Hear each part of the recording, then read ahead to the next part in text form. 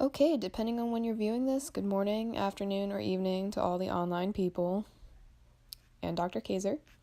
Today, I will be presenting my career presentation. I've chosen a prison psychologist and how it relates to this week's chapter, Psychological Disorders. Wow. Just to provide you with an overview, I will discuss the following. What is a prison psychologist? How to become a prison psychologist? How much do they make? A prison psychologist's career and how it connects to psychological disorders, to include a real-life example, and then the best part of any presentation, the bibliography. Well, what is a prison psychologist and why would you even want to be one?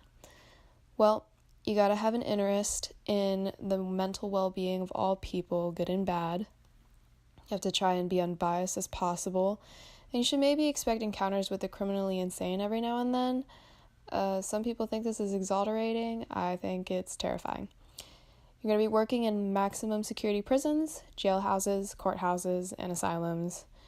Your roles and responsibilities include aiding the preparation of case files and reports, standardized testing administration, rehabilitation, therapy, and occasional collabs with psychiatrists to diagnose mental disorders to inmates.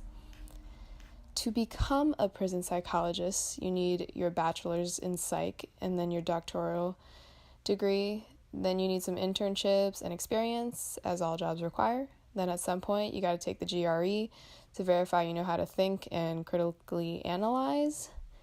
Then you have to make sure you're not a criminal yourself. Plot twist. Your salary is going to be an average of $57,000 to $67,000 annually. That's a lot of money. Honestly, anything $50 or more is a lot of money to me because I'm poor. Your salary will depend on location, prison capacity, and security level, but your intrinsic reward is priceless. Yeah? Chapter 9, page 314. Just saying. Dr. Al Carlisle, prison psychologist extraordinaire. He spent the majority of his life in Utah and worked as a psychologist at the Utah State Prison. He retired in 1989 as head of the psychology department there. During his time, Dr. Carlisle was placed on the diagnostic team that was assigned to unbiasedly assess Ted Bundy for a violent personality after his arrest. This was during a time when a lot of people believed that he was innocent due to his seemingly charming, charismatic demeanor.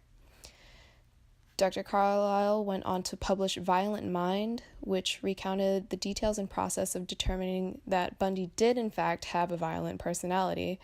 Dr. Carlisle used his expertise and knowledge of mental disorders and behaviors to come to this conclusion when many thought he couldn't be right. Direct quotes from Bundy himself later backed up Carlisle's earlier claims.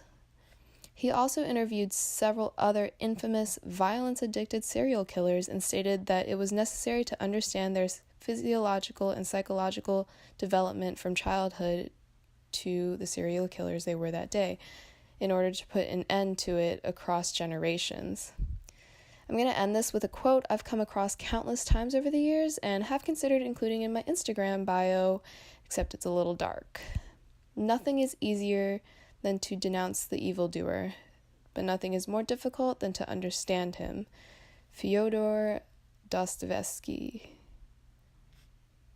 And then my bibliography. Yay, thank you. Leave a comment. A positive comment, maybe.